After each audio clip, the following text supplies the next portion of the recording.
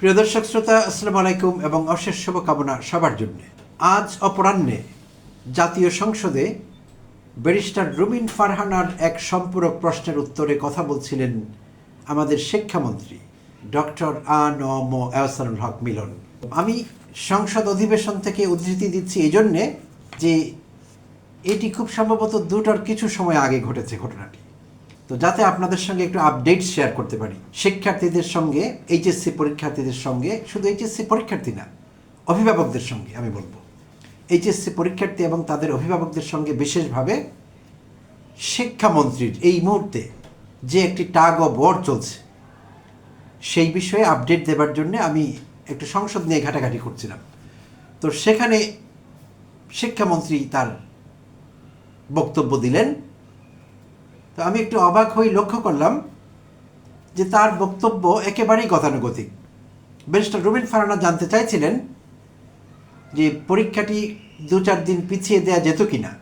দেশে যে দুর্যোগময় পরিস্থিতি চলছে, অতিবৃষ্টি, ভূমিধস, বন্যা, এইসব থেকে যে দুর্যোগ তৈরি হয়েছে দেশে, সাধারণ মানুষের যে ভোগান্তি চলছে, শিক্ষার্থীরা তো তার বাইরে না। তাই রুমিন ফারহানা প্রশ্নটি করছিলেন যে পরীক্ষাটি 2-4 দিন পিছিয়ে দেওয়া যেত কিনা।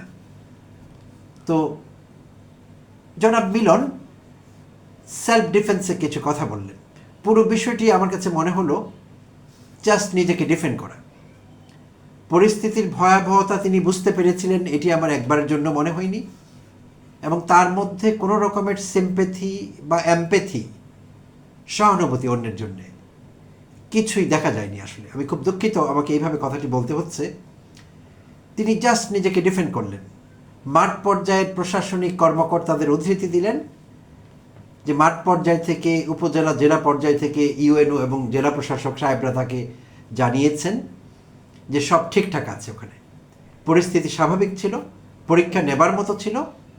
তাই এরকমই বোঝা গেল, সারসংক্ষেপ করলে তার বক্তব্য, যে তাই পরীক্ষার সময়সীমা পিছিয়ে দেবার ব্যাপারে তাদের ভাবতে হয়নি। তিনি কুমিল্লার উদ্ধৃতি দিলেন, বিশেষভাবে উল্লেখ করলেন যে কুমিল্লায় কিছু ঝামেলা হয়েছে।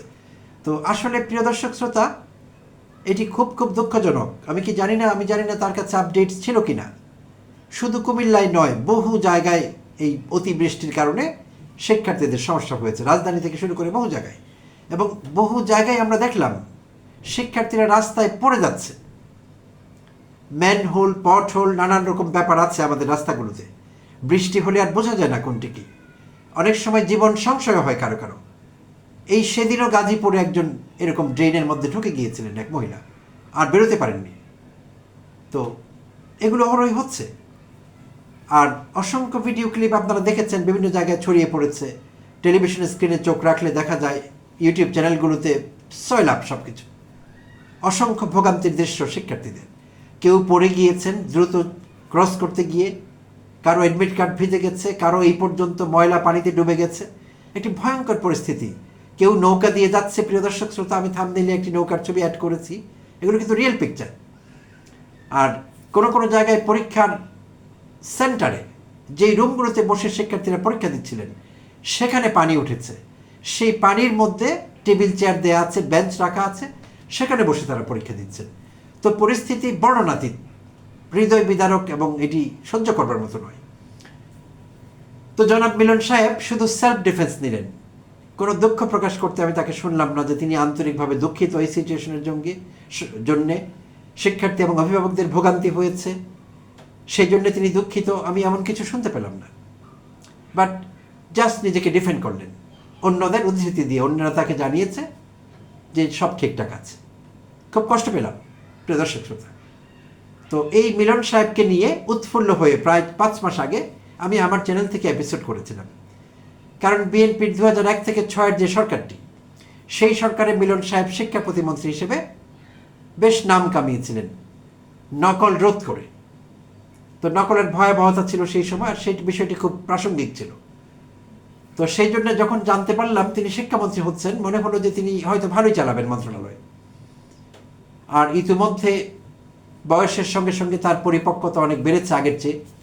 বিদেশে পড়াশোনা করেছেন, খুব বেশি দিন আগে না, 2019-20 বোধহয় পিএইচডি করেছেন মালয়েশিয়া থেকে। এর আগে যুক্তরাষ্ট্রে পড়াশোনা করেছেন। তো তার প্রশংসা করে আমি সেই এপিসোডটি বানিয়েছিলাম এবং খুব খুশি হয়েছিলাম যে আমাদের শিক্ষা ব্যবস্থায় বোধহয় কিছু পজিটিভ পরিবর্তন আসতে যাচ্ছে। তো কখনো ভাবিনি 5 মাস পর তাকে নিয়ে এমন একটি ভিডিও দিতে হবে। তো আসলে আমি জানি না কেন, তার হয়তো দুর্ভাগ্য, তার কথা, তার বক্তব্য, তার কর্মসূচিগুলো একের পর এক মুখ থুবড়ে পড়ছে, ব্যাকফায়ার করছে। সোজা কথা, তার জন্য কাজ করছে না, আমাদের জন্য করছে না। প্রিয় দর্শক শ্রোতা, তিনি শুধু এই বক্তব্য দিয়েই ক্ষান্ত হননি, তিনি শিক্ষার্থীদের মুরগির সঙ্গে তুলনা করেছেন। তাই এখন শিক্ষার্থীরা তাকে নতুনভাবে ট্রল করা শুরু করেছে, মুরগি মিলন বলবার চেষ্টা করছে কেউ কেউ। আমি কিন্তু এটি ধার করা, আমি অন্যদের কাছ থেকে পেয়েছি, এটি আমার ক্রিয়েটিভিটি না। আমি ডক্টর আহসানুল্লাহ মিলনকে এই টাইটেলটি দেইনি, শিক্ষার্থীরা বলছে মুরগি মিলন। তো আমরা এই মুরগি মিলন নামে আরেকজন সত্তা বাংলাদেশে আছেন বা ছিলেন এক সময়, তিনি এখনও জীবিত আছেন কিনা আমরা জানি না। তার নামটি অন্যভাবে বাংলাদেশে মানুষের জানা, আমি সেটি মিন করছি না। বাট শিক্ষার্থীরা আমাদের এই মিলনকে, শিক্ষামন্ত্রীকে মুরগি মিলন বলছে, কারণ তিনি শিক্ষার্থীদের ফার্মের মুরগির সঙ্গে তুলনা করেছেন। তো এইটি আরেকটি ভয়াবহ কাজ হয়েছে এই মুহূর্তে, এটি একেবারে ভয়ঙ্কর একটি ব্যাপার হয়েছে। শিক্ষার্থীদের আরও রাগিয়ে দিয়েছেন তিনি। প্রিয় দর্শক শ্রোতা, আমাদের মনে আছে সাম্প্রতিককালে ভারতীয় তরুণদের, বেকার তরুণদের ককরোচের সঙ্গে তুলনা করেছিলেন ভারতের প্রধান বিচারপতি। আর ফলাফল কি আমরা জানি, তরুণদের একটি রাজনৈতিক দলই কিন্তু চলে আসলো, ককরোচ পার্টি যেটি। আর শেখ হাসিনা আমাদের ছেলেপেলেদের বলেছিলেন, আমাদের শিক্ষার্থীদের, আমাদের ছাত্র তরুণদের বলেছিলেন রাজাকারের নাতিপতি। শেখ হাসিনার কি পরিণতি হয়েছে আমরা কিন্তু দেখেছি। সো একটি ব্যাফাস কথা অনেক দূর নিয়ে যেতে পারে, এটি নেতিবাচক প্রতিক্রিয়া অনেক সাংঘাতিক হতে পারে। তো আমি জানি না আমাদের শিক্ষামন্ত্রী মিলন সাহেবের কেন দরকার হলো শিক্ষার্থীদের সঙ্গে সমবেদনা না জানিয়ে, তাদের সঙ্গে সিম্পেথাইজ না করে, পরিস্থিতি বুঝবার চেষ্টা না করে, তাদের প্রতি সমালোচনা করা, তাদের দিকে তাদের টার্গেট করে, কিংবা তাদেরকে মুরগির সঙ্গে তুলনা করা, একটি ভয়াবহ ব্যাপার। মিলন সাহেব এখানে ভুল করেছেন। মিলন সাহেবের যা বয়স, তার বয়স আমি ধারণা করছি 70-এর কাছাকাছি। তো তার ছোটবেলা যেভাবে কেটেছে, তার কৈশোর, তার শৈশব, তার যৌবন, সেটি ভিন্ন প্রেক্ষাপট, সময় পাল্টেছে। এখনকার শিক্ষার্থীরা ওরকম না। তিনি যদি আশা করেন শিক্ষার্থীরা সাঁতার কেটে পরীক্ষা দিতে যাবে, এরকমটি ঘটবে না। আগে এরকম ঘটেছে, কারণ আমাদের এর বিকল্প ছিল না। প্রাকৃতিক দুর্যোগ হলে, অন্য কিছু হলে পরীক্ষা পেছানো, কোনো কিছু বন্ধ করা, সেই বার্তাই তো দেওয়া যেত না।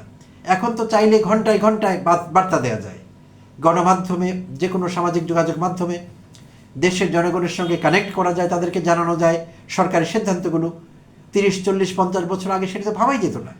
তাই চাইলেই কোনো কিছু শর্ট চেঞ্জ করা সম্ভব ছিল না। তো তিনি বোধহয় সেই জায়গা থেকে, তার শৈশব, তার কৈশোর, তার যৌবন, সেই জায়গা থেকে বেরিয়ে আসতে পারেননি। কারণ ক্ষমতা নেবার পরে পরে তিনি আমাদের হতাশ করেছিলেন। তিনি হঠাৎ করে নকলের পেছনে পড়ে গেলেন। তো নকল এই মুহূর্তে আমাদের বড় সমস্যা ছিল না, বাট তিনি এটিকে বড় সমস্যা বানিয়ে নিজেকে হাস্যরসাত্মক করে তুললেন এবং তাকে নিয়ে নানা জায়গায় ট্রল হতে থাকলো, যেটি নিয়ে তিনি নিজেও দুঃখ প্রকাশ করেছেন বিভিন্ন ফোরামে। এবং সবচেয়ে দুঃখজনক বিষয়টি হলো, তিনি অন্যদের মতো প্রধানমন্ত্রী তারেক রহমানের নজরে থাকতে চাইলেন, আর সেটি করতে গিয়ে একটি বাল খেলল, শিশুতোষ আচরণ করলেন। একটি প্রাইমারি স্কুলের বাচ্চাদের বলতে শুরু করলেন তারা কার সঙ্গে রাজনীতি করবে, তারা প্রধানমন্ত্রী কন্যা জাইমা রহমানের সঙ্গে রাজনীতি করবে কিনা। ভয়ঙ্কর সেই ব্যাপারটি। তো মুহূর্তেই সারা দেশে ছড়িয়ে পড়ল, তিনি ভাইরাল হয়ে গেলেন, তার বক্তব্য ভাইরাল হয়ে গেল। এখন বাংলাদেশের ঘরে ঘরে তাকে ট্রল করা হচ্ছে, তাকে নিয়ে মকারি হচ্ছে, মিমিক্রি হচ্ছে, সব রকমের হাসি তামাশা তাকে নিয়ে হচ্ছে। তো বাচ্চারা প্র্যাকটিস করছেন তার সুরে, তার সেই বক্তব্য, তোমরা কার সঙ্গে রাজনীতি করবে, তোমরা ভালো আছো। আমি ঠিক করতে চাই না সেটি, বাট এটি সারা দেশে এটি ছড়িয়ে পড়েছে শিক্ষার্থীদের মধ্যে, সব পর্যায়ের শিক্ষার্থী, প্রাইমারি থেকে শুরু করে উচ্চ বিদ্যালয় এবং কলেজ পর্যন্ত। আর গতকালকের পরীক্ষা উপলক্ষে যেটি ঘটল, 13 জুলাই গতকাল, তো যদিও সরকার চট্টগ্রাম বিভাগে এইচএসসি পরীক্ষা বন্ধ রেখেছে সাময়িকভাবে, তো এখানে মাঠ পর্যায়ের বাস্তবতা সরকার বুঝতে ফেল করেছে। সরকার বলতে আমি এখানে সরকারকে ঢালাওভাবে বলবো না, আমি শিক্ষামন্ত্রীকে দোষারোপ করবো, মিলনকে আমি এখানে টার্গেট করে কথা বলছি। তারেক রহমানের এখানে কিছু করবার নেই। তো এখন শুধু চট্টগ্রামেই মানুষেরা অভাবে ছিলেন, কষ্টে ছিলেন, বন্যা পীড়িত হয়েছেন, অন্য জায়গায় না, এই তথ্যটি কি করে তার জানা থাকলো না? সারা দেশের মানুষ জানেন দেশের কোথায় কোথায় সমস্যা, কোথায় কোথায় বৃষ্টি হয়েছে, রাজধানী পুরো পানির নিচে তলিয়ে গিয়েছিল। তো এই বিষয়টি তার কি করে জানা ছিল না? তো তিনি কি করে মাঠ পর্যায়ের লোকদের উপর দায়িত্ব দিয়ে যে তারা ঠিকঠাক তথ্য দিয়েছে, তাদের তথ্যের উপর ভিত্তি করে তারা ভেবেছেন যে পরীক্ষা চলতে দেওয়া যাবে, সব ঠিকঠাক আছে? ভয়ঙ্কর, ভয়ঙ্কর। এটি উচ্চ পর্যায়ের কর্তব্য অবহেলা, নিন্দা করবার ভাষা আমার জানা নেই। আর এই লক্ষ লক্ষ শিক্ষার্থী, তাদের অভিভাবক, তাদের দুঃখ কষ্টের জন্য আমরা শুধু দুঃখই প্রকাশ করতে পারি, এর বাইরে আমরা আর কিছুই করতে পারি না। তো সর্বশেষ সরকারের অবস্থান যা জানা গেল, শিক্ষা মন্ত্রণালয়ের অবস্থান যা জানা গেল, বোর্ড যে তাদের সমন্বয় কমিটি আছে, তাদের সিদ্ধান্ত মোতাবেক সম্ভবত এখনও তারা পরীক্ষা যে শিডিউল আছে, পরীক্ষার যে সূচি আছে, সেই সূচি থেকে তারা বোধহয় এই মুহূর্তে আর নড়ছেন না, এটি বোধহয় কার্যকর থাকবে। তো এখানে আশা করছি আবহাওয়া রিপোর্ট যেরকম আমরা জানতে পারছি, পরিস্থিতি আর খারাপ হবার কোনো সম্ভাবনা এই মুহূর্তে অন্তত 2-4 দিনের মধ্যে নেই। আশা করছি সেটাই থাকবে, শিক্ষার্থীদের আগামী পরীক্ষাগুলো ঠিকঠাক চলবে। আর যদি পরিস্থিতি খারাপ হয় তারা আপডেটেড থাকবেন, এই আশা আমরা এখন তাদের কাছে করব। আগে যদি আপডেটেড কোনো কারণে থাকতে পারেননি, অবহেলার কারণে হোক, যে কারণেই হোক, এখন তারা আপডেটেড থাকবেন, আবহাওয়া বিভাগের সঙ্গে যোগাযোগ রাখবেন। পরিস্থিতি খারাপ হলে আমাদের কাছে শিক্ষার্থীদের নিরাপত্তা, তাদের জীবন সবচেয়ে গুরুত্বপূর্ণ। পরীক্ষাও গুরুত্বপূর্ণ, কিন্তু পরীক্ষা তো মানুষের জন্য। তাই আগে তাদের নিরাপত্তা নিশ্চিত করতে হবে। যে কোনো দুর্ঘটনা ঘটে যেতে পারত, তারা যেভাবে ঝুঁকি নিয়ে সাঁতার কেটে, নৌকোয় করে, পায়ে হেঁটে যেভাবে তারা এই বৃষ্টি স্নাত রাস্তাঘাট পার হয়েছেন পরীক্ষা কেন্দ্রে পৌঁছবার জন্য, সেটি অবর্ণনীয়। সো এরকম পরিস্থিতি যাতে আর না হয়, আশা করছি যদি এরকম পরিস্থিতি হয়, পরীক্ষা বন্ধ থাকতে পারবে 1-2 দিন, সেই পরীক্ষা আবার পরেও নেওয়া যেতে পারবে। আর আরও দুঃখজনক হলো প্রশ্নপত্রে ভুল, যেটিকে বলি আমরা মরার উপর খাড়ার ঘা।